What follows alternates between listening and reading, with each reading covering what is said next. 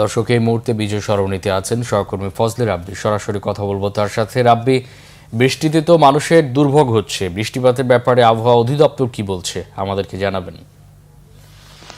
জি ধন্যবাদ মামুন। আপনি জানেন মৌসুমী বায়ুর প্রভাবে কিন্তু আজকে সারা দেশে গতকাল থেকে কিন্তু আসলে সারা দেশে বৃষ্টিপাত হচ্ছে। আপনি দেখতে পাচ্ছেন আমি ঠিক এখন দাঁড়িয়ে আছি ঠিক বিজয় সরণি। এখানে কিন্তু আসলে যে গতকাল থেকে যে বৃষ্টিপাত হচ্ছে, এই বৃষ্টিপাতের ফলে কিন্তু আসলে ব্যাপক জলাবদ্ধতা তৈরি হয়েছে নগরীর বেশ কিছু জায়গায়।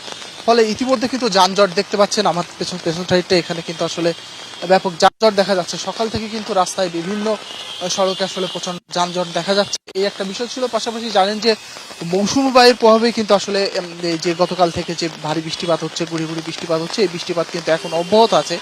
এবং এই বৃষ্টিপাত কিন্তু আবহাওয়া অফিস আমাদের জানিয়েছে এখন পর্যন্ত গত 24 ঘন্টা এখন পর্যন্ত 45 মিলিমিটার বৃষ্টিপাত আসলে রেকর্ড করা হয়েছে।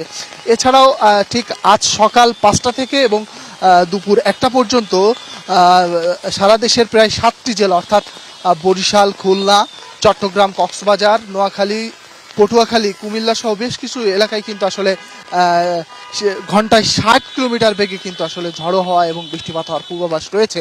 এটা কিন্তু আসলে আবহাওয়া সূত্র থেকে জানানো হচ্ছে। তো এই একটা বিষয় ছিল। পাশাপাশি যে আপনি জানেন যে অল্প বৃষ্টি হলেই কিন্তু নগরবাসীতে এক ধরনের জলবদ্ধতা সৃষ্টি হয়, কিন্তু গতকাল থেকে আসলে অনেক বৃষ্টিপাত হচ্ছে এবং ভারী ভারী বৃষ্টিপাত হচ্ছে, যার ফলে কিন্তু আসলে বিভিন্ন স্থলে জলবদ্ধতা ইতিমধ্যে সৃষ্টি হয়ে আছে এবং মানুষের কিন্তু আসলে প্রচুর ভোগান্তি হচ্ছে। এখনো কিন্তু দেখছেন আসলে বিভিন্ন জায়গায় কিন্তু আসলে গাড়ি দাঁড়িয়ে আছে এবং খুব ধীর গতিতে কিন্তু আসলে যাতায়াত করছে যানবাহন, যার ফলে কিন্তু আসলে মানুষের যে বের হওয়া অর্থাৎ যে নিত্যনৈমিত্তিক কাজ সেগুলো কিন্তু আসলে ব্যাহত হচ্ছে। তো এই ছিল মোটামুটি আমার কাছে সর্বশেষ অবস্থা মামুন। ধন্যবাদ রাব্বি।